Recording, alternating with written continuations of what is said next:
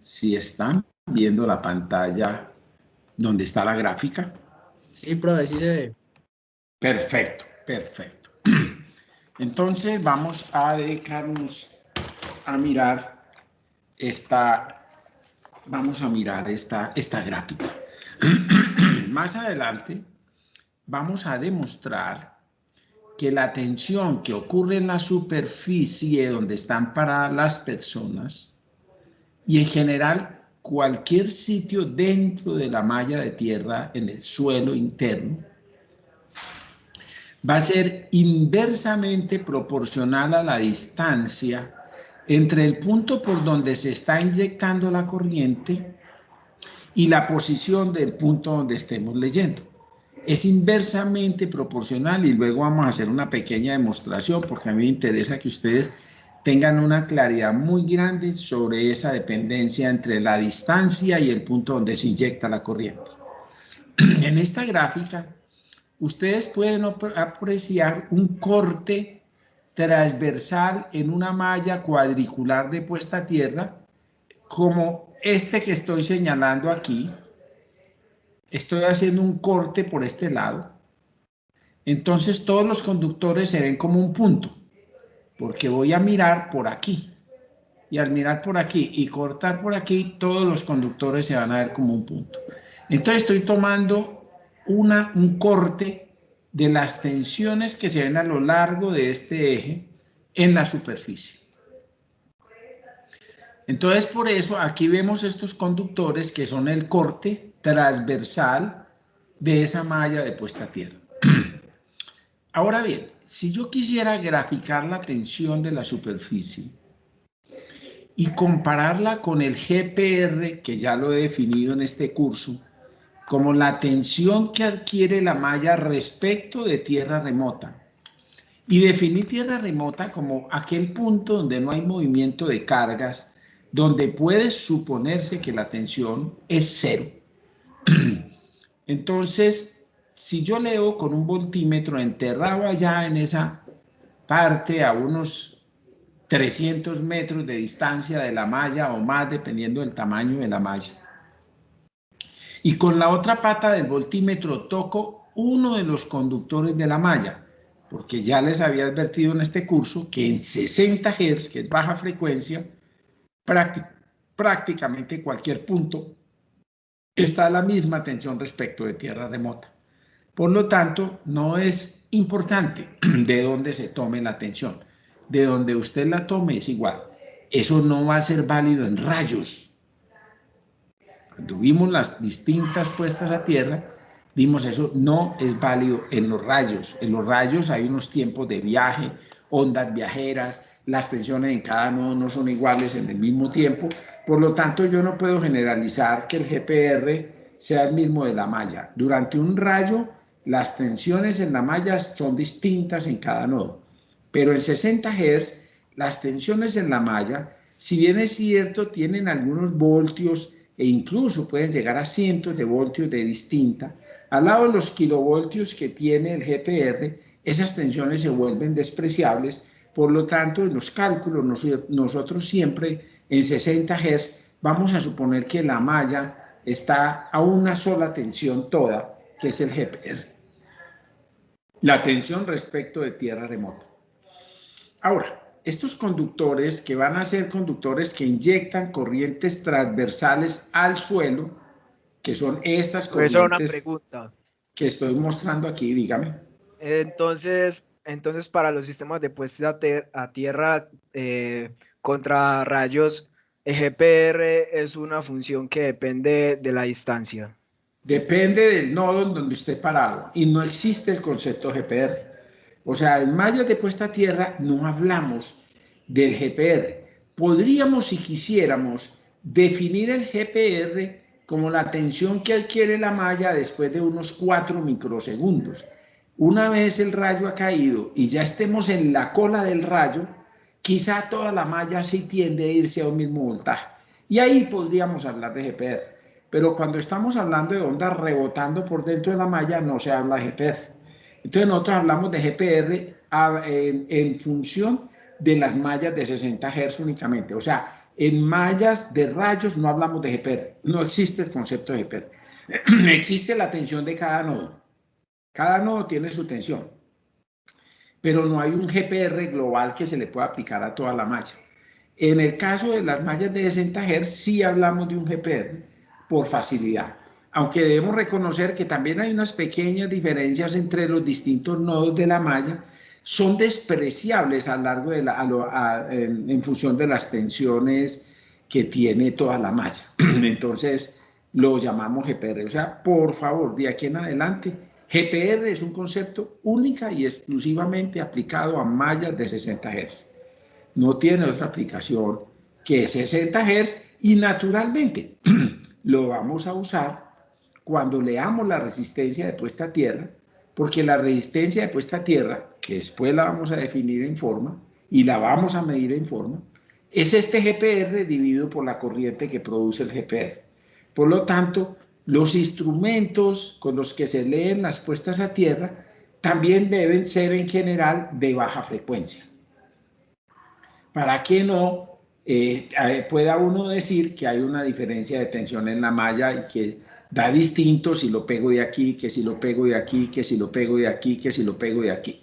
Entonces, cuando yo subo mucho la frecuencia del medidor, también estaría mintiendo. Entonces, los medidores de resistencia puesta a tierra de más alta frecuencia son de unos 25 kHz. Y porque se usan es básicamente para torres de líneas de transmisión, que uno puede decir que la diferencia entre una pata y otra pata está muy cercana y no hay una gran distancia. Pero si se tratara de cables de una malla grande, leerlo con un telurómetro de 25.000 Hz, digamos, te va a dar distinto dependiendo de cada nodo donde te pegues. Por esta razón, el GPR es un concepto de baja frecuencia. Entonces, listo. La tensión que adquiere la malla durante una falla del sistema de potencia, que le eleva la malla a una tensión y que adicionalmente inyecta corrientes en el suelo como producto de todo esto. Inyecta corriente en cada uno de todos los conductores, cada uno de todos va a estar inyectando corriente. Yo no pinté encima aquí por ilustración uno solo, pero se supone que todos están inyectando corriente. Y después vamos a mirar que no inyectan la misma corriente, así midan lo mismo, dependiendo de su ubicación en la malla. Los del extremo van a meter más corriente que los de la mitad, pero eso lo veremos después. Entonces, ¿qué sucede? Si yo quisiera hacer una gráfica de cómo se comporta la tensión en esta superficie, aquí arriba, en función de la distancia, obviamente, de cada uno de todos los conductores de la malla, cada punto resulta, por teorema de la superposición, tener en la superficie una tensión que depende de la distancia de este cable a este punto, de este cable a este punto, de este cable a este punto, de este cable a este punto, de este cable a este punto, de este cable, de todos los cables de la malla en ese punto. Y después, cuando vamos a mirar cómo funcionan los programas que calculan mallas de puesta a tierra, vamos a descubrir que a cada punto hay que sumarle el aporte de todos los conductores de la malla.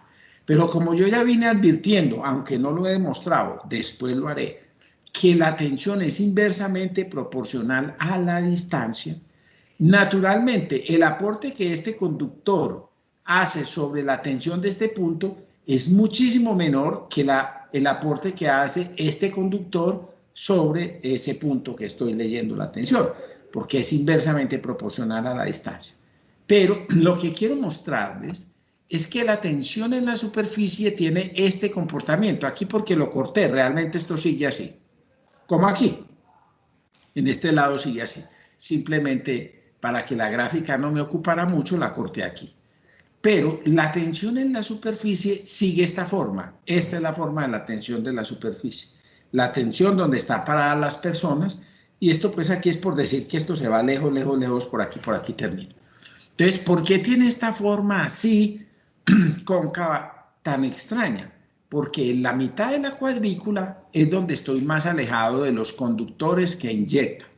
O sea, vuelvo a mi gráfica y si yo me parqueo en toda la mitad de una cuadrícula, es exactamente el punto donde estoy más alejado de los 4 conductores que meten más voltaje ahí porque son más cercanos. Mientras que a medida que yo me voy caminando y me voy arrimando y parando debajo de un conductor, la distancia entre el conductor y el punto es menor, por lo tanto el voltaje es más grande, porque ya he dicho que el voltaje es inversamente proporcional a la distancia. Entonces, naturalmente, la tensión aquí en la superficie que estoy señalando es mucho más alta encima del conductor, porque esta distancia es más cortica. La tensión que adquiere la superficie en este punto, que es esta que estoy señalando, depende fundamentalmente de esta distancia, el inverso de la distancia que hay entre este conductor que está muy cerquita de este punto, por lo tanto sube mucho la tensión. Mientras que la tensión aquí en la mitad de la superficie, pues es más bajita. ¿Por qué? Porque todos los 4 conductores cercanos a este punto están alejados. Es el punto más alejado. Entonces, por eso uno entiende que la forma que tienen la tensión en la superficie es así como aparenta. Después la vamos a ver en 3 dimensiones, pero en este momento me interesa ver un corte transversal y hacer una gráfica de las tensiones a lo largo de este. Obviamente me daría muy distinto si yo hiciera encima de este conductor, daría otra cosa muy diferente.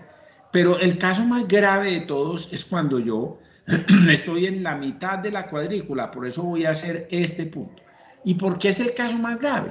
Porque es el caso donde las tensiones son más bajitas. ¿Y por qué si las tensiones son más bajitas es más grave? Entonces vamos a mirar las definiciones de tensión de paso y tensión de toque para entenderlo. Vamos a poner una persona en un punto de la malla donde un pie está en esta posición en X y el otro pie está en esta otra posición en X. Cuando yo quiero mirar la tensión de este pie, bajo aquí y la encuentro. Esta es la tensión de este pie porque esta es la gráfica de la tensión de la superficie. ¿Cuál es la tensión de este pie? Bajo aquí la encuentro y es esta la tensión de este pie. Cuando yo quiera mirar la diferencia de tensión entre los dos pies, simplemente resto la tensión de la superficie aquí y la tensión de la superficie aquí. Por ahora voy a despreciar la resistencia del ser humano. La voy a despreciar para esto, aunque después vamos a ver cómo se considera. Pero vamos a suponer que son tensiones en vacío, o sea, sin el ser humano puesto ahí. Cuando yo ponga el ser humano, va a haber una circulación de corriente entre los dos pies y seguramente estas tensiones se van a afectar, pero eso lo vamos a ver más adelante cuando veamos las mallas de 60 Hz. Por ahora, he puesto el muñeco simplemente como un dibujo, pero la tensión en la superficie es la tensión que va a estar ahí si no hay muñecos encima.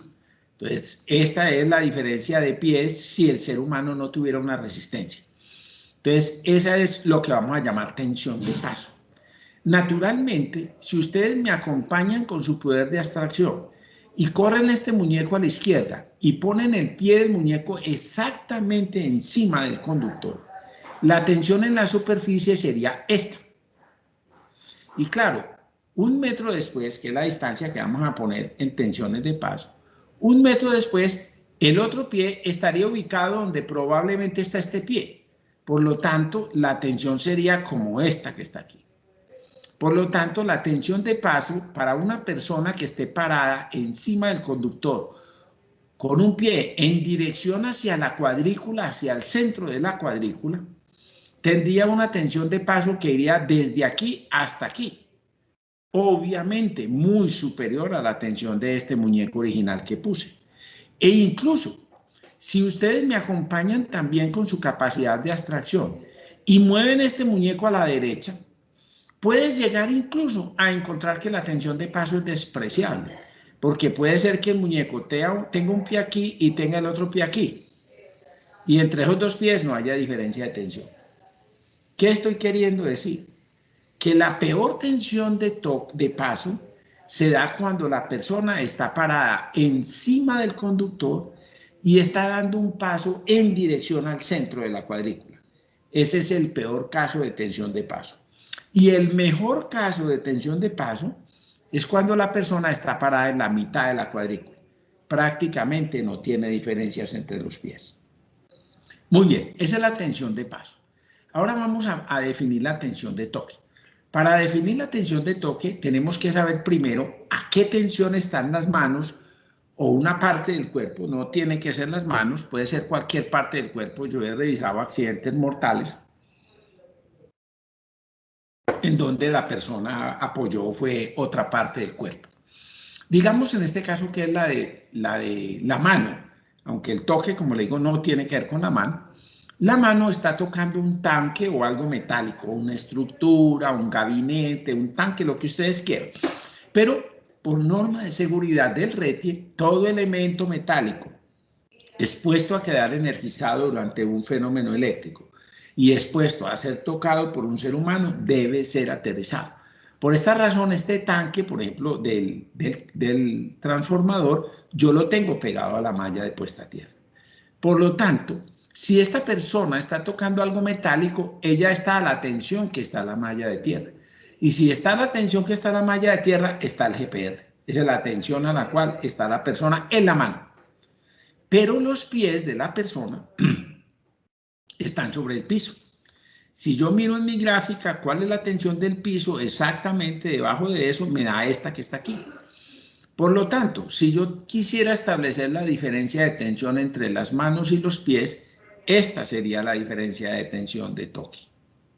También aquí estoy despreciando la resistencia del ser humano, suponiendo que es una resistencia muy alta. Después vamos a mirar cómo se corrige esto teniendo en cuenta la presencia del ser humano. Así como pasa en la tensión de toque, que hay un punto donde la persona tiene de paso, donde hay un punto donde la tensión tiene una máxima tensión de paso. En el caso de la tensión de toque, también hay un punto en el cual la tensión de toque es máxima. ¿Cuándo? Cuando la persona está tocando el tanque con la mano o cualquier parte del cuerpo y tiene los pies exactamente en la mitad de la cuadrícula. Cuando tienen los pies exactamente en mitad de la cuadrícula, la tensión de la mitad de la cuadrícula está muy bajita. Y por esta razón, la diferencia entre el cuerpo y los pies es máxima, S sub M, es muy grande, S sub M. Entonces, ¿por qué nosotros cuando vamos a diseñar mallas de tierra, frecuentemente vamos a buscar meter más cuadrículas? Y eso después lo vamos a mirar.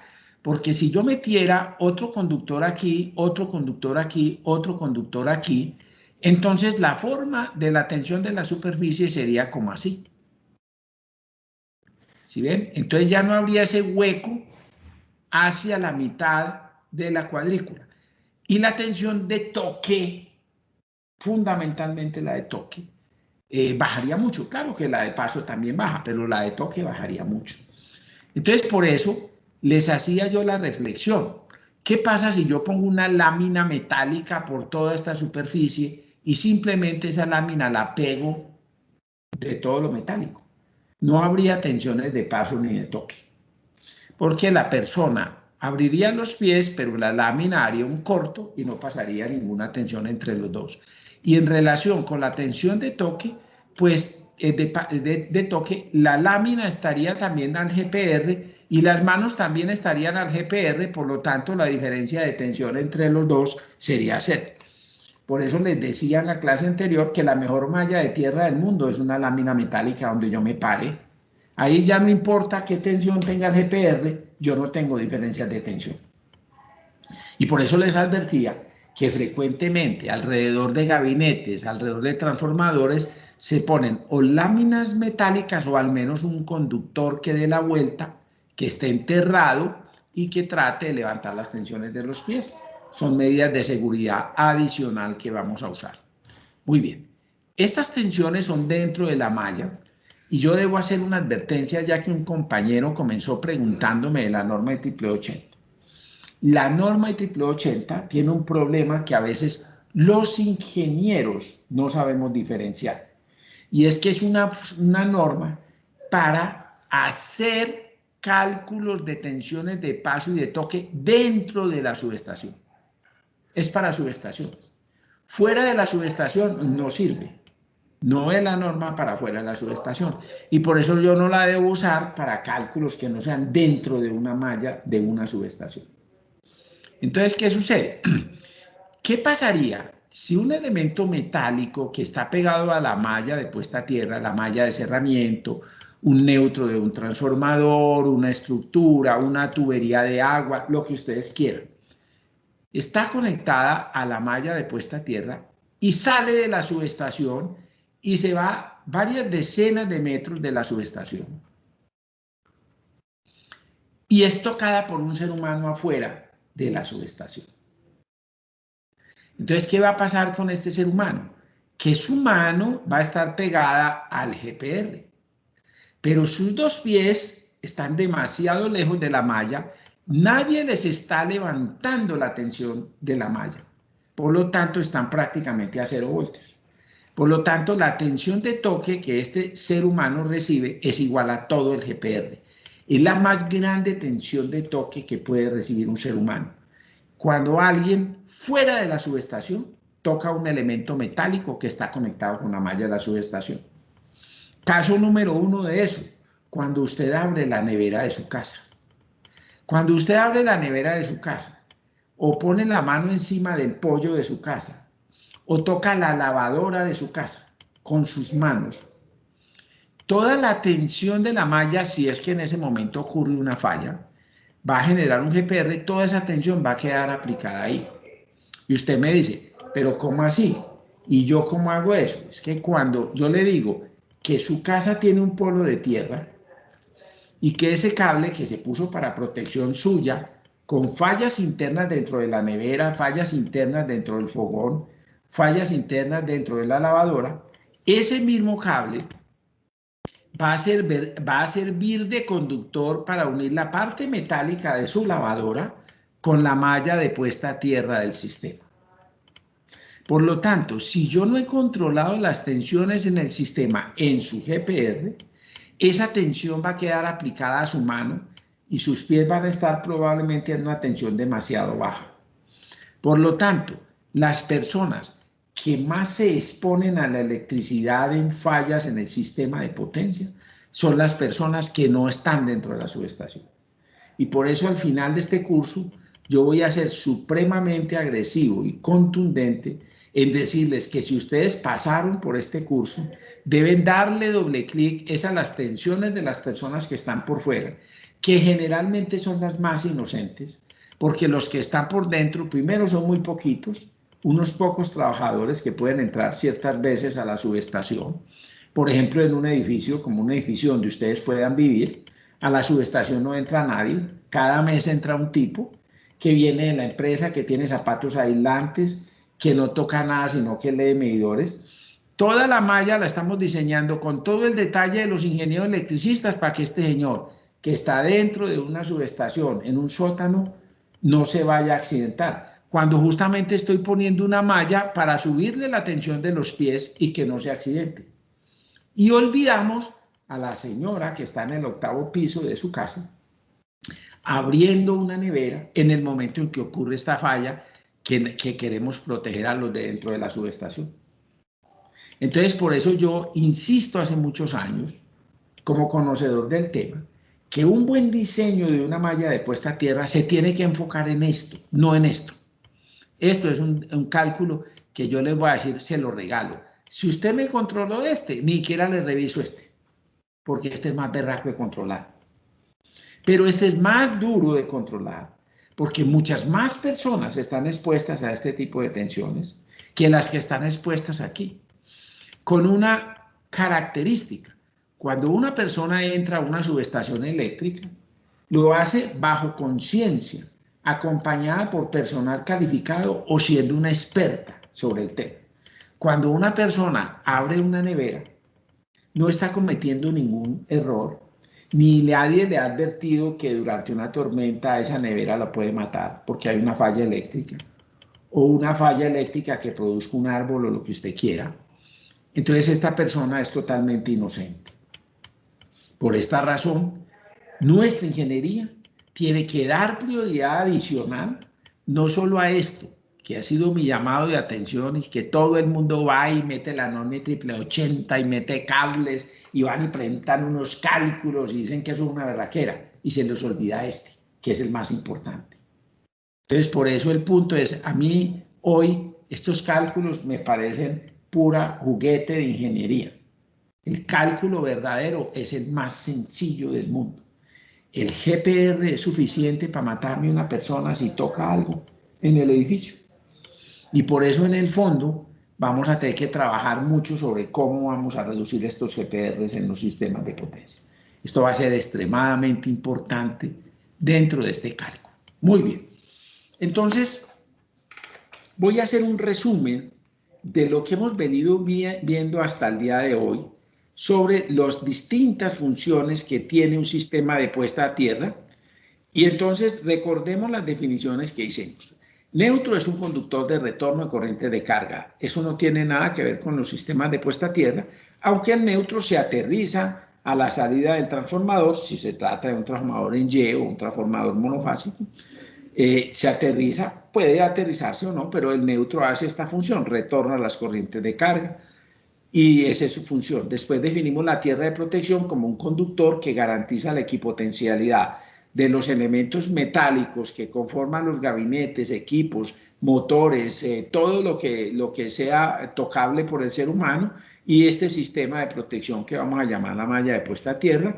Le miramos un poco de características a las tierras de protección, definimos las masas como terminales comunes de referencia y hablamos de la tierra de referencia como una masa que además está referida a las puestas a tierra. Y entonces hablamos de las características de esas masas, de ahí puesta a tierra, y después hablamos de la tierra de descarga atmosférica. Ahí dijimos, estamos en otro mundo. Esa tierra no está buscando disipar rayos, no está buscando nada raro, lo único que quiere es rebotar ese rayo por donde vino para que esa onda viajera no me produzca problemas. Voy a tratar de equipotencializar para lo mismo que hemos dicho que es la seguridad.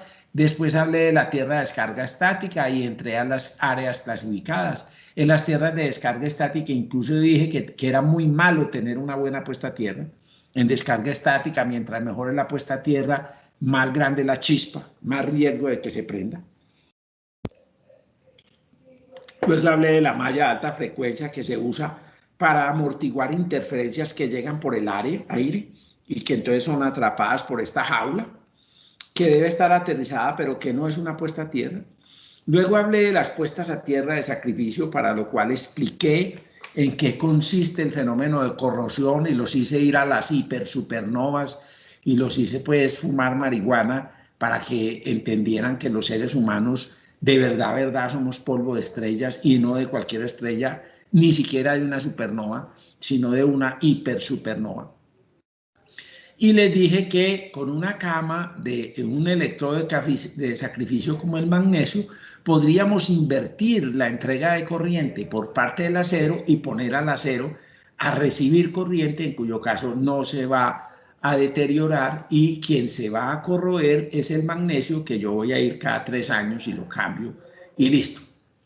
Hablé de la malla de frecuencia industrial, a la cual le dediqué mucho tiempo, porque es sobre la que el ser humano tiene más control, es su propia red eléctrica la que pone en peligro a las personas y a los equipos. Por lo tanto, obviamente que le vamos a dar una prioridad a eso. Y entonces finalmente vamos a mirar que el RETIE va a decir, señores, al final hay que unirlas todas por criterio de seguridad, porque dije desde la primera clase que el criterio de seguridad por antonomasia de los sistemas eléctricos desde que aparecieron en la humanidad se llama la equipotencialidad. Junte todos los elementos metálicos que una persona puede tocar y pegue eso a tierra, siempre y cuando esos elementos metálicos puedan quedar energizados. Si la ventana de mi casa no está cerca de ningún cable eléctrico y ninguna cosa, seguramente yo no voy a tener que aterrizar. Pero todo lo que esté expuesto a quedar energizado debe ser aterrizado. Ese es el criterio de equipotencialidad en forma simple y sencilla, que todos los ingenieros lo deberíamos cumplir siempre. Pero dije también que durante una época que arranca en los 70 y viene a terminar en los 90, los ingenieros electrónicos empezaron a pedir tierras independientes para ellos, para garantizar que estuvieran en 0 voltios. Habida cuenta de que las tierras de 60 Hz que usamos los electricistas frecuentemente conforman lazos de tierra, frecuentemente son inducidas, frecuentemente son utilizadas como neutros, frecuentemente tienen voltajes. Entonces los tipos dicen, no quiero usar la red de potencia. Durante muchos años pidieron puestas a tierra independientes. Y fue difícil porque eran muchos los gremios y muchos los fabricantes que exigían que si eso no era independiente no daban garantía sobre los equipos. Se dio una amplia, una grandísima discusión en Estados Unidos, en la norma NFPA, pues el código americano, en todas partes fue una pelea de todos los años, eléctricos y electrónicos peleando, hasta que finalmente los electrónicos se entendieron. Por fin, y créanme que siendo conceptos tan sencillos a ellos, y siendo los electrónicos, como les decía, se supone que mucho más preparados que los electricistas en electricidad, porque manejan conceptos de rectificación mejor que nosotros y altas frecuencias y comunicaciones, pues no entendían este principio. Y al final, después de muchísimos años, tuvieron que admitir que había que unir todas las tierras. Entonces, al final, el RETIE va a exigir que todas las tierras se unan. Y esa discusión, que en mi época, porque yo empecé con estos temas en el año 79, era una pelea de botella de aguardiente, cada que uno se sentaba con un electrónico, con alguien de equipos, a mí me ponen, a mí, pero vea, eso es malo, vea, por esto, no, es que el fabricante dice, es que el fabricante dice, es que el fabricante dice. Y al final de todas estas cosas, van a ver ustedes que la norma del RETIE, que dice que todas las tierras se tienen que unir, proviene de una norma de la IEC, International Electrical Committee, que dice eso, que todas las puestas a tierra se deben conectar, y es una norma de electrónica, no es una norma de electricidad. O sea, ya al final los electrónicos entienden, después de más de 20 años, que la única forma de pelear contra el enemigo es unírsele. Y en ese momento dice, sí señor, hay que unirlas todas. Cuando comenzó esta discusión en 1979, yo asistí a un seminario y fui ponente en ese seminario, por fortuna para mí. Yo hablé sobre apantallamiento. Y otros hablaron de sistemas de puesta a tierras, unos sosteniendo que había que hacer independiente la electrónica y otros que había que unirla y otros que... Una gran pelea. No se sabía porque había recomendaciones de lado y lado. Cuando terminó esa discusión, que fue muy bonita, eso estaba lleno, no cabíamos en él, porque todo el mundo estaba diciendo qué son las tierras, yo quiero saber de eso. Entonces ese seminario fue gigantesco, espectacular, uno de los mejores seminarios en los que yo he asistido, y las discusiones fueron tremendas porque la gente hacía preguntas muy directas y realmente los expositores mismos no tenían claridad sobre lo que pasaba. Pero recuerdo que al final le hicieron la pregunta del millón a un ingeniero, muy buen ingeniero, un ingeniero de la Universidad de Antioquia, muy bueno, el doctor Cano. Le preguntaron a César Cano, dijo, doctor Cano, usted que es el hombre que hace estas cosas y que ya maneja la norma IEEE 80 y todo eso, díganos, ¿las tierras unidas o separadas? El tipo se quedó pensando, de pronto un poco enredado, porque la pregunta para la época era bien difícil, y el tipo dijo esta frase, las tierras juntas pero no revueltas. Obviamente ustedes entenderán que yo estaba como ustedes, y a mí me dicen, oiga, el que sabe de tierras aquí dice juntas pero no revueltas. ¿Qué significa juntas pero no revueltas? Y yo me quedé pensándole a eso que el tipo dijo. Y después de concluir todo esto que les he explicado, que ha sido el resultado de un razonamiento que yo mismo he hecho por tantísimos años, y una estructuración sobre las funciones de la puesta a tierra que digo, ustedes fácilmente no las van a encontrar en un libro, concluyo que el doctor Cano tenía toda la razón. ¿Qué significa juntas pero no revueltas? Significa hay que unirlas, pero no son la misma puesta a tierra. Yo diseño una puesta a tierra para 60 Hz, Yo diseño una puesta a tierra para descargas atmosféricas. Yo diseño una puesta a tierra de sacrificio en mi misma instalación si lo requiero. Yo diseño una puesta a tierra de electrónica para mis equipos. Yo diseño una puesta a tierra para carga estática si la necesito. Pero después me toca unirlas. ¿Eso significa que son la misma puesta a tierra? No, señor. ¿Por qué? Porque miren ustedes, una puesta a tierra de 60 Hz son cuadrículas. Una puesta a tierra de descarga atmosférica van a ser varillas verticales. Porque yo he dicho que al rayo no se le pueden dar curvas. Por lo tanto, prefiero usar varillas que usar conductores horizontalmente puestos, digamos, a la entrada del rayo, si usted me pregunta. Además, yo he dicho, mientras más largo sea el conductor, pues más tiene que viajar el rayo y menos eficiente es. En 60 Hz a mí no me importa la longitud del conductor. Un contrapeso o 8 contrapesos en 60 Hz, digamos, es lo mismo desde el punto de vista de longitudes. Y quizá funcione hasta mejor un contrapeso de 200 metros que 5 contrapesos de 40, porque los 5 de 40 están más acoplados entre ellos y ocupan menos área, como vamos a ver que el área va a ser determinante para la resistencia de puesta a tierra, que es un concepto de baja frecuencia. Entonces, al final cada puesta a tierra cumple su función y hay que diseñarla para esa función.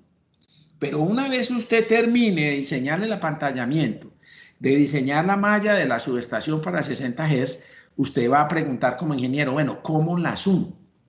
¿Pero para qué? Esas mallas están separadas, van para uno u otro lado. No, señor, es que si no las uno, esta vaina no se va a subir de voltaje por todas partes. Entonces yo necesito unirlas. Juntas, pero no revueltas. Clarísima la explicación del doctor César Cano, solo que la vine a entender muchos años después de haberme metido a este tema. Él tenía toda la razón y hoy la veo absolutamente evidente. Entonces, el RETI exige que se controlen las tensiones de paso, de contacto o toque y transferidas. Y aquí es donde el RETI ya mete una parte importante porque la gente, los diseñadores convencionales de mallas de puesta a tierra se quedan en el paso y en el contacto. Dígame algo. ¿Y cómo las unen? Con cables. Naturalmente. Después vamos a ver cómo se trabajan las puestas a tierra en términos prácticos, pero vamos a unirlas a través de cables, ojalá varios, ojalá no un solo cable. Ojalá separados, porque si no empiezan a trabajar como un solo conductor, de tal manera que garanticen que si por algún error alguien separa esas tierras, no vayamos a tener problemas en nuestras mallas de tierra y después seguramente les voy a contar anécdotas de gente que se ha puesto a separar mallas de tierra, unos se han accidentado y otros han llevado a problemas de señales complicadas en los controles, las protecciones, etc. Entonces, insisto en que la más importante de todas es las transferidas. Yo sé que ustedes van a querer usar la formulita y hacer el cálculo, sí, porque es que uno es ingeniero y le gustan los logaritmos. Pero de verdad, esto no tiene importancia. La más importante de todas las tensiones que usted me tiene que controlar son las transferidas, donde para calcular las tensiones de paso y de toque, primero no hay tensión de paso, sino que solo hay tensión de toque. Y la tensión de toque es I por R, corriente disipada por la malla por resistencia a la malla. O sea, vamos a olvidar todas las fórmulas porque no es sino la tensión de la malla la que se convirtió en una tensión de contacto. O sea, las tensiones transferidas son un caso particular de las tensiones de contacto cuando la persona está en un voltaje de 0 voltios. Cuando la persona está a 0 voltios. Muy bien. Entonces, la seguridad de las personas es el objetivo, la protección de las instalaciones, la compatibilidad electromagnética, de esto vamos a hablar en este curso. Es muy interesante hablar de compatibilidad electromagnética. Y dice el RETI, estoy aquí citando el RETI, que hay que determinar la máxima corriente que puede soportar el ser humano, que no es criterio fundamental del valor en la resistencia puesta a tierra tomada aisladamente. Entonces, yo quiero contarles una anécdota porque yo quiero que también quede clara en ustedes de aquí per secular seculor. Esta anécdota ocurre cuando se diseña el primer RETI. Yo era en esa época el director de la Comisión de Energía, de Regulación de Energía y Gas, y entonces intervine para que el RETI corrigiera un problema que traía la versión original. Y era que había una tabla donde decía cuáles eran los valores de resistencia de puesta a tierra en función de si se trataba de una línea de transmisión, una subestación, una varilla para un apantallamiento contra rayos, etc. Entonces, el RETIE tiene una tabla allá de resistencia de puesta a tierra. Una cosa muy importante que ustedes tienen que saber de este curso que estoy dictando es que esa resistencia de puesta a tierra no es un valor mandatorio, no es un valor que hay que cumplir. No hay que cumplirlo. Lo que usted tiene que cumplir es esto: controlar las tensiones transferidas. ¿Y de qué dependen las tensiones transferidas? De la corriente que disipe la malla por la resistencia de la malla en 60 Hz. ¿Sí? O sea que no dependen solo de la resistencia, también dependen de la corriente. Por lo tanto, si usted me garantiza un valor de resistencia, no necesariamente me está garantizando una tensión transferida controlada. Lo que usted me tiene que controlar realmente es el GPR. Y por eso yo siempre he dicho en Colombia que nosotros, antes que habernos puesto con tanta sofisticación en el RETI, nosotros lo que tuvimos que haber puesto fue un GPR máximo. Eso es lo que hemos dicho. Como dicen los peruanos, la norma de seguridad peruana no se pone con todas vainas. Dice, el GPR máximo de una subestación no puede pasar de 5 kilovoltios. ¡Tin! Se acabó. Y yo digo, de todo lo que enredó Colombia, yo prefiero 100 veces lo que dicen los peruanos. Porque es que esa es la tensión que determina si una persona va a morir o no. ¿Qué GPR tiene? Y el GPR es la multiplicación de I por R, no solo R. Pero ¿qué sucedía?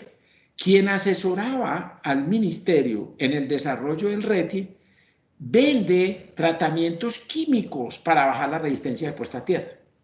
Obviamente que su interés no estaba centrado en las tensiones transferidas, sino en los químicos que él vendía. Y por esa razón, él presionaba para que en el RETI quedara una tabla de valores obligatorios de resistencia de puesta a tierra, a fin de él poder hacer su negocio de vender elementos para bajar la resistencia de puesta a tierra. Yo hice el lobby, el ministerio no me creyó, consultaron a la Universidad Nacional de Bogotá y por fortuna el profesor consultado es un hombre que sabe de puestas a tierra y le dio la claridad al ministerio diciendo, ¿sabe qué? Tiene razón Jaime, eso no es un valor de resistencia obligatorio. Como este señor no quería entregar su negocio de venta de químicos para bajar la resistencia de puesta a tierra, accedió a que la tabla quedara como una referencia, no obligatoria, sino como una referencia. Entonces la maldita tabla ha estado durante todos estos años ahí, puesta como una referencia, e infortunadamente los inspectores del RETI, que no son conocedores del tema de las puestas a tierra, pues se han pegado de la tabla diciendo, cúmplamela.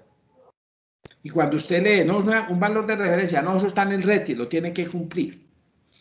Cuando en el RETI, al principio, en la primera página, dice, lo que en este reglamento no esté antecedido del verbo deber o tener, no es obligatorio. Pero los inspectores son cachicerrados y dicen, si esa tabla la pusieron ahí fue por algo, me la cumple, y entonces el negocio, digamos, de vender químicos para bajar la resistencia de puesta a tierra sigue bollante, porque quedó una tabla ahí mal puesta. Es importante desde el principio que ustedes tengan esa claridad. No es un criterio la resistencia de puesta a tierra. Lo que es un criterio es el control de las tensiones transferidas. Claro, la resistencia de puesta a tierra tiene que ver con eso. Claro que sí. Pero imagínense ustedes el GPR de una malla que tiene que disipar 1000 amperios y que tiene una resistencia de puesta a tierra, diga usted, de 5 ohmios. Entonces, esos 1000 amperios por 5 ohmios dan 5000 voltios. Ahora, bajemos esa resistencia a 1 ohmio. Entonces, la resistencia se mejoró. Ya no es 5, sino 1. pero la corriente que le toca disipar a la malla es 10.000 amperios, no 1.000. El GPR de esa segunda malla va a dar 10.000 voltios, que es un ohmio por 10.000 amperios. La malla 2, a pesar de tener una resistencia mucho más baja, es más peligrosa que la malla 1, que tiene 5 ohmios, pero que tiene que disipar una corriente de 1.000 amperios. Esa es una prueba contundente de que la resistencia de puesta a tierra no es lo que determina la seguridad de una malla. Una malla la determina la interacción entre esa resistencia y la corriente que le toca disipar a la malla, que después vamos a mirar cómo se calcula. Un bajo valor de resistencia de puesta a tierra es deseable para disminuir el GPR y las tensiones transferidas. ¿Cuánto? Usted ya hará en su estudio cuánto, pero no es que una tabla le diga, es que su cálculo de la tensión transferida se lo diga. Muy bien. El RETIA habla de las máximas corrientes que pueden ser soportadas por un ser humano. Debo hacer dos claridades. Se supone que son corrientes que producen una diferencia de tensión entre dos partes del cuerpo, entre mano y mano, mano y pie y pie, o cualquier parte y otra parte del cuerpo humano. Lo que se ha establecido más o menos es que la capacidad que tiene una persona de soportar corriente depende no de la corriente, sino de la energía. Dalziel, que lo vamos a estudiar después, mató muchos animales, micos, marranos, mató vacas, de todo, mirando cuál era la relación entre la corriente que soportaban antes de morir y el tiempo que duraba esa corriente. Y él encontró que finalmente la clave no era ni la corriente ni el voltaje, la clave era la energía. Entonces se dedicó a calcular la energía que mataba a una vaca, que mataba a un cerdo, que mataba a un mico. Y él va a llegar a unos valores que después vamos a estudiar. Y entonces que al final dicen, sí, aguanto una corriente, pero es función del tiempo que dure esa corriente. Porque pues el tema aquí es I al cuadrado por R. Y por el tiempo que eso dure.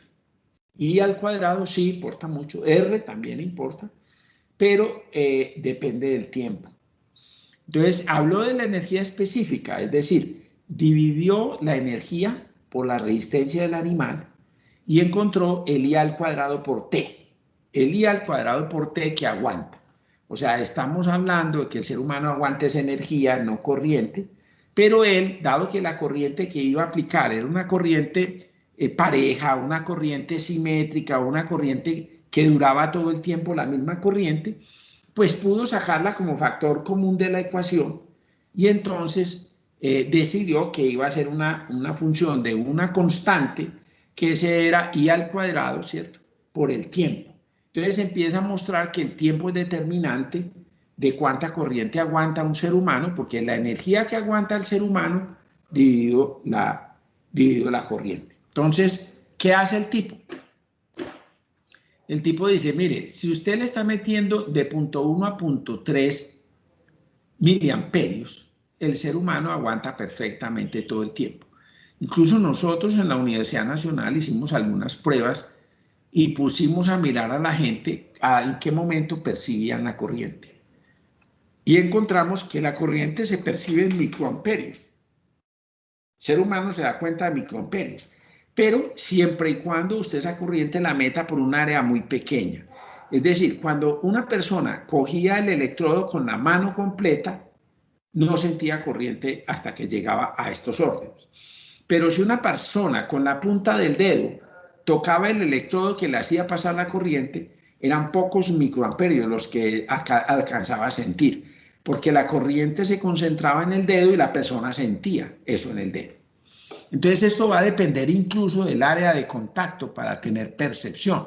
Uno comienza a tener percepción por aquí, en estos órdenes de miliamperios, y no tienen efecto preocupante siempre y cuando estas corrientes no duren mucho, no duren más de 2, 3 segundos, es perfectamente corrientes que pueden causar incluso risa o alguna cosa.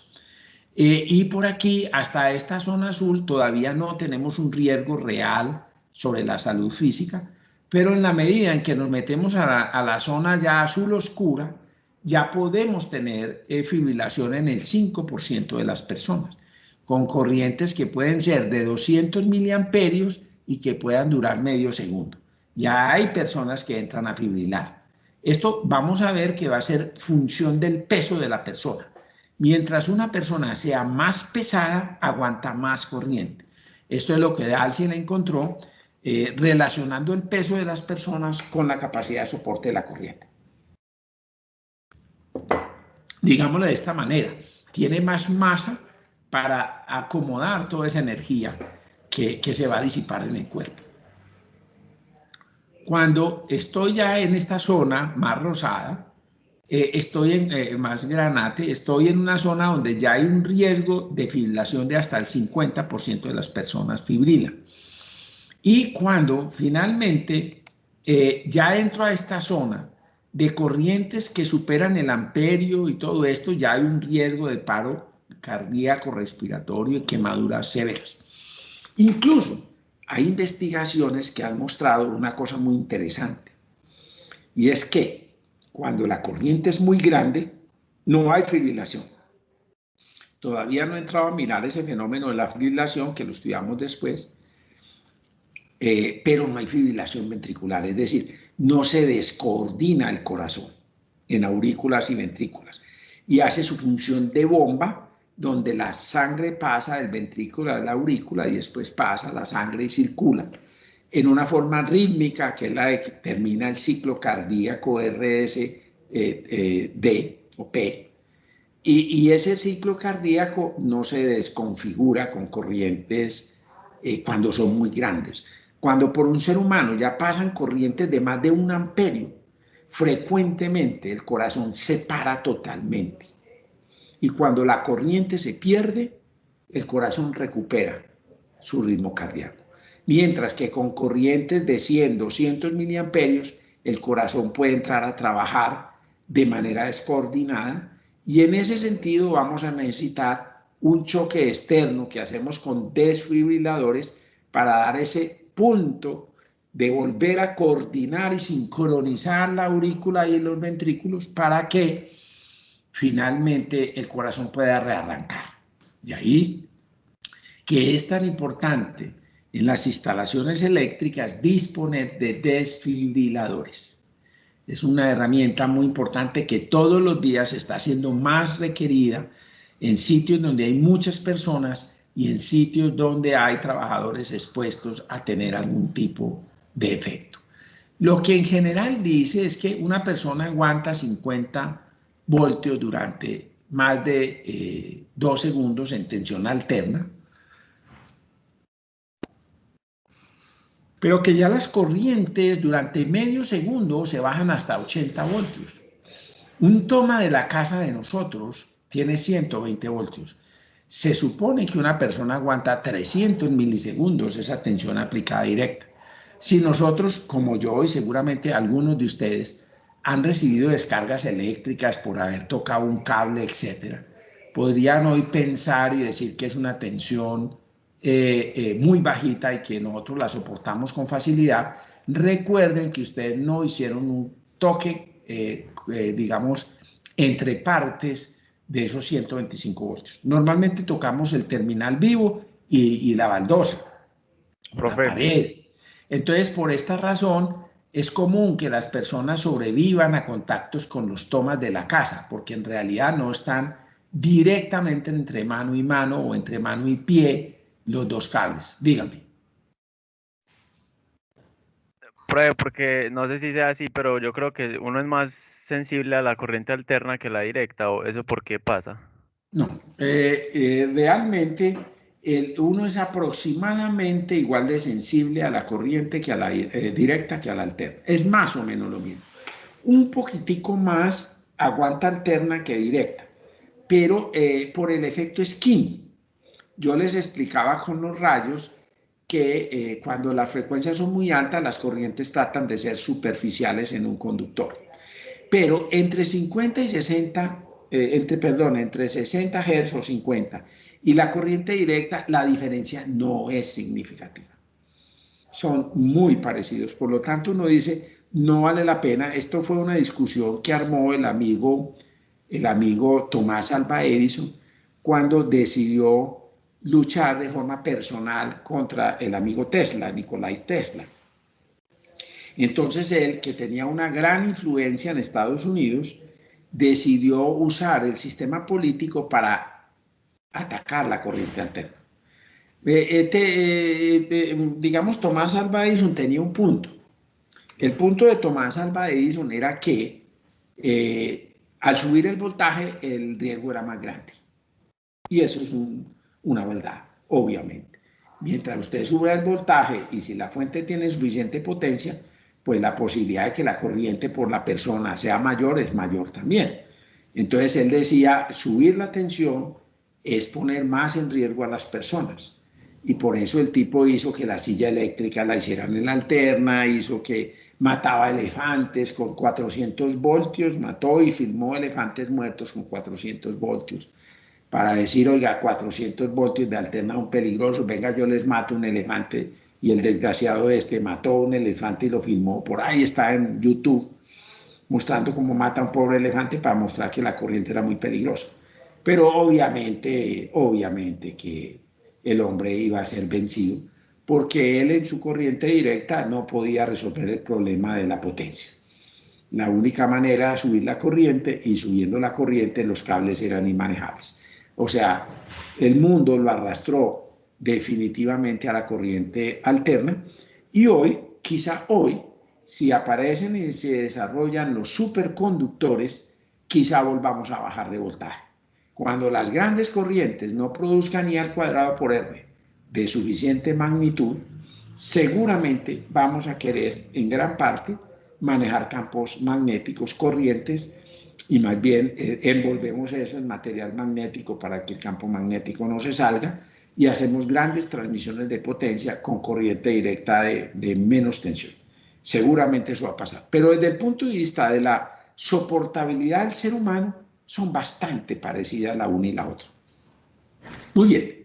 Entonces, ¿qué se requiere? ¿Qué dice el RETI para hacer un diseño? Hombre, lea la resistividad, aparte de lo que haremos en este curso. Calcule la corriente máxima de la falla tierra, parte de lo que haremos en este curso. Establezca los tiempos de despeje de las fallas en protecciones. Vamos a tener en cuenta esto. Calcule la resistencia de puesta a tierra. Vamos a calcular esas cosas aquí.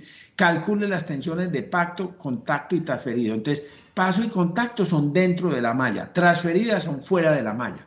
Compare con las tensiones admisibles por el ser humano. Investigue esas tensiones transferidas como tuberías, mallas, neutros y cómo mitigarlas, porque puede ser que usted lo que decida es no sacar tubos metálicos, sino sacar tubos, diga usted, qué sé yo, de PVC. Puede que usted diga, no hago las mallas de cerramiento en una malla eslabonada metálica, voy a poner un muro o voy a poner otro tipo de mallas que no sean metálicas, y evito pelear con las tensiones transferidas.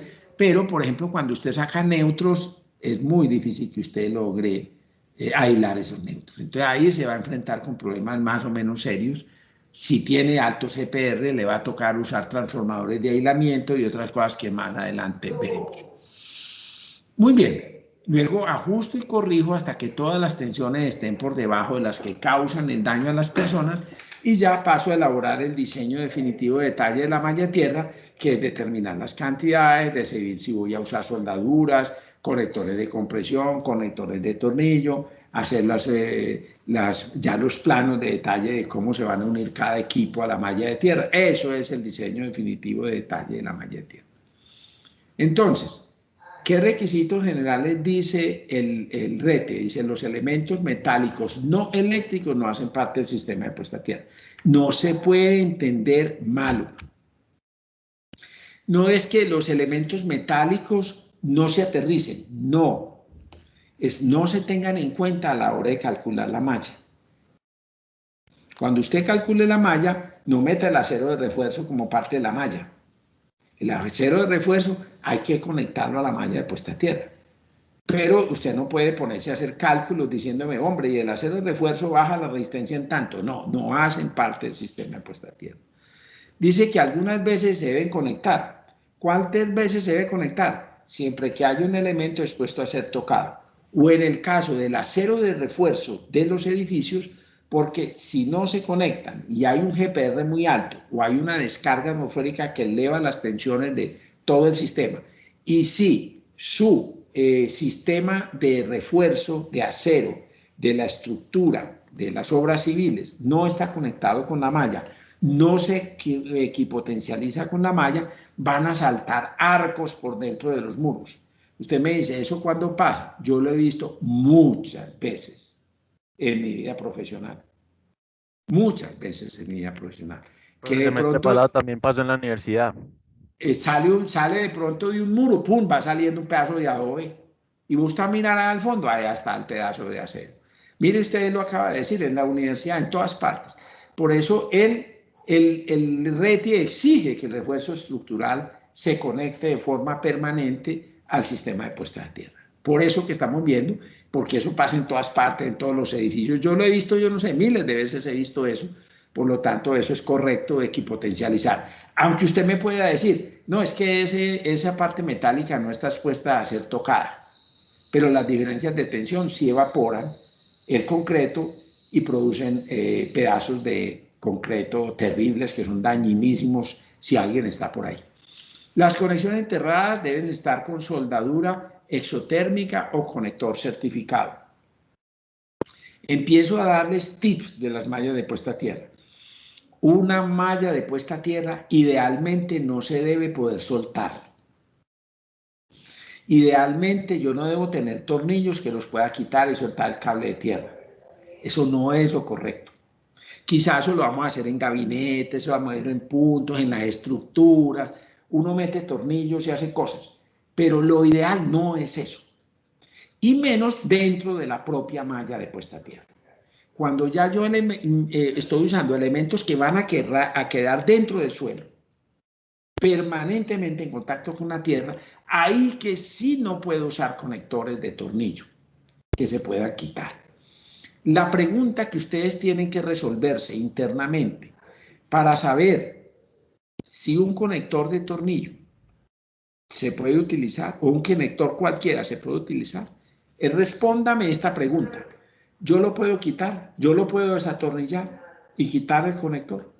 Y si la respuesta a eso es sí, significa que usted no debe usar ese conector. Si usted algo que entierra en la malla de tierra lo puede después soltar, significa que no es certificado. Si algo tiene un conector para ser enterrado dentro de la tierra, valga la redundancia, es que usted no lo puede soltar. ¿Y eso cómo se logra? Cuando usted usa conexión exotérmica, cuando usa conector de compresión, pero un conector con una prensa hidráulica, no un conector con una prensa manual, no, con una prensa hidráulica que le meta 20.000 libras de presión a eso. Si usted tiene que soltar un cable, pues traiga una cegueta y rompa el cable. Pero usted no me puede dejar cosas que usted dice, no, tráigame una llave de expansión y yo suelto este conector. No. Y por esa razón, uno de los conectores no certificados es el que más se usa, que es el conector de la varilla Copperweld. Las varillas Copperweld te las venden con un conectorcito de tornillo para fijar el cable a la varilla. No sirven.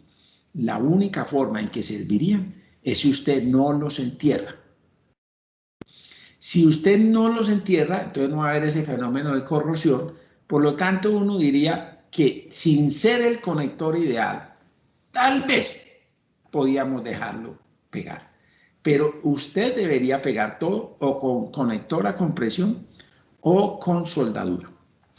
Existen unos conectores de puesta a tierra para ser enterrados que son con tornillo y que son válidos. ¿Por qué son válidos? Porque esos usted les da giro con la llave de expansión, lo gira y lo gira y lo gira hasta que la cabeza del conector se revienta.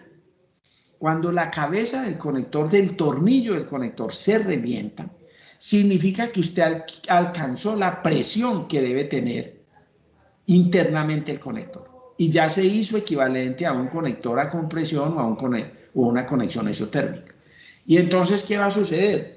que si usted quiere sacar ese conector, le toca ir por una cegueta y abrir el cable, porque no hay cómo volver a soltar el tornillo que ya reventó la cabeza. Ese tornillo es válido, ese tornillo se puede enterrar en la tierra. Después hablamos más sobre este tipo de conectores. Yo simplemente lo estoy diciendo porque el RETIE dice conexiones enterradas deben ser con soldadura exotérmica, después explico bien todo ese proceso, o con un conector certificado, que es de compresión, o con tornillo que se parte cuando termina su presión. En instalaciones domiciliares, dejar un punto de conexión accesible e inspeccionable es muy importante, que usted pueda llegar a dónde está la tierra. Si usted usa una caja de puesta a tierra para ese punto, el RETIE le dice que las dimensiones mínimas deben ser 30 por 30. Y si es circular, que use un radio de 30 centímetros, un diámetro de 30 centímetros. Pero, ¿qué le voy a decir? Eso es, lean bien el RETIE. Si usted decide usar una caja, eso no significa que usted tenga que usar una caja. El RETIE dice, si usted decide poner una caja que tenga estas dimensiones mínimas, pero el RETIE en ninguna parte te está diciendo, usted tiene que poner una caja de 30 por 30. Entiendan y lean el RETIE, que algunas veces los inspectores comienzan, ¿y dónde está la caja de la tierra? Es que el RETIE la pide, lea el RETIE. Si es una caja, si usted el punto de conexión accesible y disposicionable lo hace a través de una caja, póngale estas dimensiones. Pero si usted no lo hace a partir de una caja, simplemente garantíceme que tiene un punto de conexión accesible e inspeccionable, donde yo pueda conectar el telurómetro para leer la resistencia de puesta a tierra. Profe, Sí. ¿qué otro punto de inspección inspeccionable sería diferente a la caja entonces? Cualquier sitio, por ejemplo en una subestación, el neutro del transformador. La barra de neutro del transformador donde se une el neutro, la tierra y el neutro, ese es un punto perfectamente inspeccionable y es un punto de conexión asequible donde yo puedo conectar mi equipo. Entonces puedo perfectamente usar eso. No se permite el aluminio en electrodos enterrados por el miedo a la corrosión. Eso está un poco en discusión, pero el RETIE dice no me vas a enterrar aluminio, que se puede corroer muy fácil. Y es prohibido utilizar el suelo como retorno de corriente normal. Es decir, no se permiten sistemas monofilares. No sé si ustedes lo estén viendo, pues las noticas que estoy poniendo, porque ya salen al final. Pero lo que quiero decir es que el RETIE dice, no me use la tierra como un conductor de retorno, como un neutro. No me use la tierra física, no el cable de tierra. El cable de tierra en algunos casos, vamos a ver, puede cumplir funciones de neutro y de tierra, el cable. Pero resulta que en algunos sistemas, infortunadamente, y en Colombia, a alguien se le ocurrió decir que retornaran la corriente de servicio por la tierra. Entonces, ¿qué hace? Llevan una línea monofilar de 13.2, o sea, una línea de 7.620 voltios, le pegan un transformador monofásico 7.600 voltios y en la salida del neutro del transformador a tierra ponen una varilla Copperwell y ahí está el retorno. ¿Qué dicen? Que la corriente retorna por el suelo, porque como la corriente de un transformador para una casa es una corriente de 0.2, 0.3 miliamperios, 0.1 miliamperios, ellos ¿qué dicen? No, esto retorna por el suelo, ¿cierto? Y entonces, ¿para qué yo le voy a meter otro conductor para devolver esa corriente? Yo la devuelvo por el piso. Eso es usar la tierra como retorno de corriente. Entonces, ¿qué sucede? Eso no solo incrementa las pérdidas, calienta el piso, si la corriente es grandecita, nos va a producir un calentamiento, unas pérdidas absolutamente inmanejables, porque diga usted que una varilla Copperwell que le marque 10 ohmios está I al cuadrado por R todo el día consumiendo corriente, mientras si usted hubiera echado un cable, seguramente habría llevado eso con un ohmio o con fracciones de ohmio. Entonces, obviamente no es lo mismo un cable que la tierra. Naturalmente ellos dicen, es que es una corriente tan chiquita que eso no coge voltaje. Pero el siguiente ejercicio que ha costado la vida de muchas personas.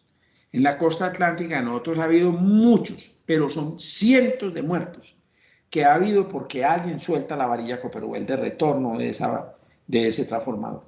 cuando sueltan, que además los pegan con esos conectorcitos de tornillo, sueltan esa varilla, entonces el neutro queda al aire. Como el neutro está pegado de la casa, pues el neutro de la casa queda limitado únicamente por la inductancia del transformador, que el transformador queda en vacío, pero la tensión de neutro queda pegada a 7620 voltios. Y por esta razón, el neutro y el vivo quedan a 7160 en el lado de abajo, y cualquier persona que toque una nevera, que toque nada, eso también ha analizado muchos accidentes mortales con eso, muere. ¿Por qué? Porque alguien soltó la tierra. No, eso quedó prohibido. Yo, debo decirlo, lo hice meter en el RETI. No se permiten, como también prohibí que las unidades constructivas que tenían en la costa de redes monofilares no fueran remuneradas para obligar a la electrificadora a ponerle conductor de neutro. Y ellos mejoraron, pero todavía en la costa hay redes que tienen una fase y retornan por el suelo. Todavía están así. Pero tenemos que hacer una lucha entre todos para evitar que se use el suelo para retornar las corrientes de carga. Eso incluso se volvió un problema en las redes de corriente continua, porque en muchos países del mundo también decidieron no mandar sin un cable, el cable de la corriente directa. Y en el otro lado aterrizaban en el mar. ¿Sobre qué principio? Que el mar era una excelente puesta a tierra, de muy baja resistividad, por lo tanto los electrodos eran de muy baja resistencia puesta a tierra. Profe. Y entonces podían hacer la transmisión usando un cable monofilar. Eso en la mayoría de países del mundo está prohibido. En Colombia no se ha dicho que esté prohibido. A mí me parece que a pesar de que esta prohibición que está en el RETIE la hicimos pensando en la corriente alterna, es válida en la corriente directa. Por eso yo a los que he asesorado sobre temas de corriente directa en Colombia les digo, el RETIE prohíbe que se retorne por el suelo. Prohíbe el retorno por el suelo. Entonces, no es válido. Dígame. Profe, entonces, pues me surge una duda. Digamos que en los barrios así populares o así que las casas no tienen pues como esos retornos y se llega a presentar una falla, entonces en esos casos que la gente de las casas está expuesta es como a la chiripa o a la suerte, pasa. Claro. Así es. Y por eso hay tantos muertos. El último que yo vi fue hace no muchos años en Caribe, donde murieron 3 de una misma familia, uno tratando de ayudar al otro porque alguien se quedó en la nevera, trataron de ayudarle y quedaron todos ahí tostados. ¿Por qué? Por un neutro que se soltó. ¿Cierto? La varilla se soltó o la soltó alguien. Entonces eso no, eso es un peligro absoluto. Y te cuento que muchos, cientos de personas en este país han muerto por eso. Y por eso yo sentí un deber moral prohibir eso. Y aunque eso está prohibido, existe y aplica. Yo hoy digo que aplica perfectamente a la corriente continua, porque ya en Colombia estamos hablando de proyectos de corriente continua, la línea colectora 2, la interconexión Colombia-Panamá, y obviamente costaría muchísimo menos el proyecto si no tuviéramos que llevar un cable de neutro para retornar las corrientes de carga. Entonces, la pretensión es que no llevemos ese cable, que retornemos por el suelo. Y obviamente no es para nada mi posición. Diga. Profe, otra cosita. Y entonces, en el caso tal de que uno quiera en una casa que ya está así construida diseñar un sistema de puesta a tierra, pues que no lo tenga, eso habría que pues como romper piso o uno que haría pues como... No. La puesta a tierra usted la puede diseñar a su modo, no hay ningún problema. Como estamos hablando de 60 Hz, en descarga atmosférica el punto donde usted haga el hueco es muy importante, lo vamos a ver en los sistemas de apantallamiento, que usted no le puede ponerle dar vuelta ni curvas a los cables pues arbitrariamente. Pero en 60 Hz, y también lo vamos a ver, usted hace la malla donde le dé la gana. Incluso vamos a mirar que nosotros usamos mallas auxiliares que no están en la subestación. Si usted tiene que bajar la resistencia de puesta a tierra y el área de la subestación no le da, pues usted se va para la cancha de fútbol y ahí hace otra malla y la pega con eso y esa haga de cuenta las dos en paralelo. O sea, usted arregla su sistema porque en 60 Hz en la posición donde usted tenga la malla no tiene importancia. Eso yo creo que les quede claro a ustedes. No, es que la malla hay que hacerla aquí. No, no, no. La malla, usted usa la subestación y hace la mallita ahí. Pero si no le da el GPR, usted sale a buscar dónde hace más mallas y las pega. Entonces en su casa pasa exactamente lo mismo. Usted tiene que mejorar la puesta a tierra. Dígame dónde la quiere mejorar. ¿La quiere hacer afuera, en un solarcito que tiene? Por allá en un patio atrás donde tiene gallinas, clávelo ahí, no hay ningún problema. ¿La quiere hacer a la entrada, ahí en la acera, romper, meter? O ahí al frente de la acera de su casa hay una vaina muy tesa, digamos, de una zona verde ahí. Y eso está a 3 metros de su casa. Y ahí puede hacer una buena malla puesta a tierra. Hágale, papá, y traiga el cable para su casa y ahí la mejoró. O sea, usted puede hacerla donde quiera. Estamos hablando de mallas de 60 Hz. Usted puede ir y hacerla a 20 metros de su casa y traer un cable y llevarla para su casa. Perfectamente válido. Profe, cuando están construyendo, que uno ve que están vaciando el piso, que le ponen, antes de vaciar el cemento, ponen una malla de hierro electrosoldada para que el cemento no se raje. ¿Esas mallas electrosoldadas son las mallas de puesta a tierra? No, señor. Esas mallas son hechas como refuerzo a la parte civil. Esas mallas hay que pegarlas al sistema de puesta a tierra por esto que está aquí señalado.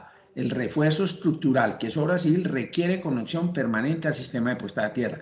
Pero usted, los cálculos de la malla de tierra no me la puede meter. Elementos metálicos no eléctricos no harán parte del puesta a tierra. Todas esas mallas no entran en los cálculos, pero hay que unirlas a las mallas de tierra por equipotencialidad. Eso no es la malla de puesta a tierra.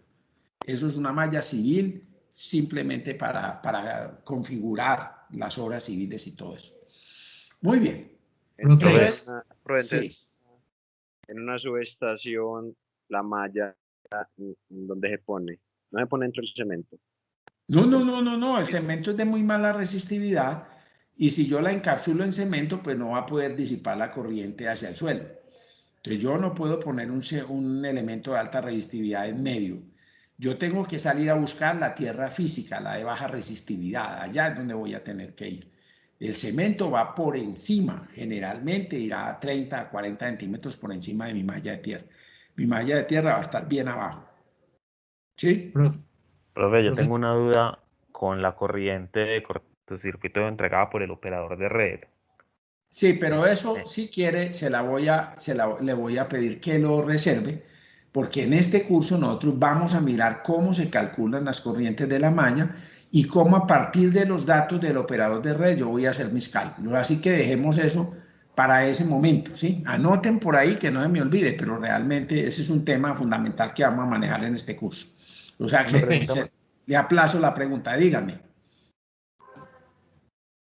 Yo veo que ese acero estructural es muy difícil de que lo aterricen porque es que normalmente cuando están haciendo la edificación, que están montando ese refuerzo estructural, no hay donde aterrizar eso. No. Lo que se debe hacer es dejar las colas. O sea, sacar los cables y dejar las colas para que después el tipo de la malla de puesta a tierra las una. Un diseño que fuera bien hecho debió haber previsto todo eso desde el principio. Y yo les voy a contar uno, en el cual tuve la fortuna de participar. El diseño del edificio inteligente de Empresas Públicas de Medellín. Yo diseñé el sistema de apantallamiento y las puestas a tierra de ese sistema. Participé activamente en ese diseño. Y en todos los planos de construcción estaba dónde iba. Ese sistema tiene alrededor de 16 bajantes que vienen metidas entre las columnas del edificio y que vienen desde la malla de puesta a tierra hasta la terraza del edificio donde está el sistema de apantallamiento. Y eso está desde los planos iniciales, o sea, los tipos que fueron a vaciar de concreto ya sabían dónde iban los tubos, dónde iban los cables, dónde había que dejar colas para pegar, todo se dejó. Entonces, lo que se ha venido propendiendo en los últimos años es que los diseños traigan ya por sí todo el sistema de puesta a tierra incluido dentro de la obra civil. Entonces ellos ya van dejando las previsiones, hacen la soldadura, dejan los cables, van vaciando y van dejando los terminales eléctricos. Así es como se debe hacer una malla de puesta a tierra en vinculación con las obras civiles. Muy bien. Entonces, esta, por ejemplo, es una figura que sacó el RETIE, lo sacó de una norma de electrónica, donde dice, señores, aquí hay un sistema de puesta a tierra, que es que para toda la parte de conductores de electrónica, eléctrica, esta es la puesta a tierra del sistema de la subestación eléctrico, y aquí salen todos los conductores de protección, que son los conductores de tierra hacia los elementos metálicos, chasis, motores, tableros, todo, ¿cierto? Listo. Ahora usted hizo una puesta a tierra, por ejemplo esta, para conductores aislados, que yo les dije que los de electrónica eran conductores aislados porque eran conductores que no querían lazos de tierra y cosas que después vamos a estudiar de inducciones. Entonces, esta es la puesta a tierra para ellos. Luego tengo muchos terminales, porque las puestas a tierra de descargas atmosféricas, cada bajante, que en teoría debería ser por ahí cada 10 metros una bajante, debe llegar a su propia varilla o varillas Copperwell, de tal manera que ahí conformen su puesta a tierra. ¿Qué dice la norma europea? Cuando usted me diseña estos sistemas por aparte, me da el favor y después los une. Usted los puede unir dentro de la misma tierra para que estos conductores sirvan a la vez como parte del sistema de tierras y refuercen a todo el sistema del edificio o de la instalación. Usted lo puede hacer por fuera del sistema de puesta a tierra, que va a tener una ventajita en el sentido de que usted tiene mejores velocidades de propagación para equipotencializar los distintos puntos cuando, por ejemplo, entra un rayo por el sistema de terminales, y saben que la clave de todo esto es que ellos se pongan a la misma tensión, e incluso usted puede, si se trata de un edificio alto, volver a unir estos sistemas en otros pisos más adelante. Yo hice poner esta frasecita, porque ellos la habían puesto como obligatoria, pero yo les mostraba que las conexiones en los pisos superiores no son tan importantes. Lo importante, y de una vez se los voy a decir porque es determinante entre las cosas que quiero que ustedes aprendan, si quieren aprender a diseñar sistemas de puesta a tierra, es que las puntas de captación de los rayos en la parte superior del edificio, esas tienen que estar unidas entre ellas. Si usted allá no hizo la unión, ya arrancó mal. Porque la clave de defenderme contra un rayo es partirlo apenas lo coja por la cola. O sea, apenas yo coja el rayo, tengo que buscarle todos los caminos posibles a que él se parta. Así es como lo voy a vencer. Y si yo no me interconecto en la parte superior del edificio, no logro esa partición en ese instante en que cayó el rayo, sino después, y voy a tener problemas al interior de la edificación. Por lo tanto, es muy importante que haya un anillo de equipotencialidad en la parte superior del edificio. Ya en los pisos intermedios, si es que el edificio es alto, mide 50, 100 metros, 80 metros, lo que sea, es probable que usted quiera poner algunos anillos equipotencializadores en el camino. Eso le mejora un poco el diseño, pero si usted me los muestra en unas simulaciones con el ATP, que después haremos, se da cuenta que poco pesa. Entonces, a veces por economía, uno se agarra a meter esos anillos equipotenciales, excepto que sean en edificios muy importantes, pues, ¿cierto? Entonces, por eso hicimos poner que estas conexiones equipotencializadas son sugeridas en edificios altos. O sea, el propio diseñador decide dónde vuelve a unir todas las tierras y dónde no. Pero lo que es fundamental es que el sistema de pararrayos de arriba tiene que estar unido. Y ese sistema de pararrayos, mientras más se una con los demás, va a trabajar mejor. Eso es lo que es importante. Obviamente el RETIE también saca la gráfica diciendo, ojo señores, que no se trata de un sistema de puesta a tierra único. No es que yo voy a enterrar allá 7 varillas Copperwell y todo el que necesite tierra se pega de aquí. No, señor. Cada puesta a tierra tiene sus criterios de diseño diferentes. Por lo tanto, usted no puede decir que son una sola cosa. Y yo ya les mostré y me gasté 2 clases y media mostrándoles a ustedes la diferencia entre las funciones de un sistema de puesta a tierra para que ustedes no me lleguen al final diciendo, oiga, no, sí, el profe dijo que enterremos unas varillas y que todo el mundo ahí. No, señor. Está clarísimo que esto está prohibido. Las tierras aisladas son otras, las tierras de potencia son otras, los pararrayos son otros, los sistemas son distintos, tomado esta norma IEEE que es de electrónica y que ya lo estaba diciendo en el año 97, estaba resolviendo por fin el problema entre los electricistas y los electrónicos que duró tantísimos años, y dice naturalmente también tener puestas a tierras separadas totalmente prohibido. Las tierras hay que unirlas. Materiales, entonces el RETIE se mete con materiales, pero yo quiero parar un rato, vamos a tomarnos unos 20 minuticos para tomar algo, comer si ustedes quieran. Tomemos unos 20 minutos, yo creo que es suficiente, podemos comer algo y nos volvemos a encontrar aquí para seguir. Listo, en 20 minutos.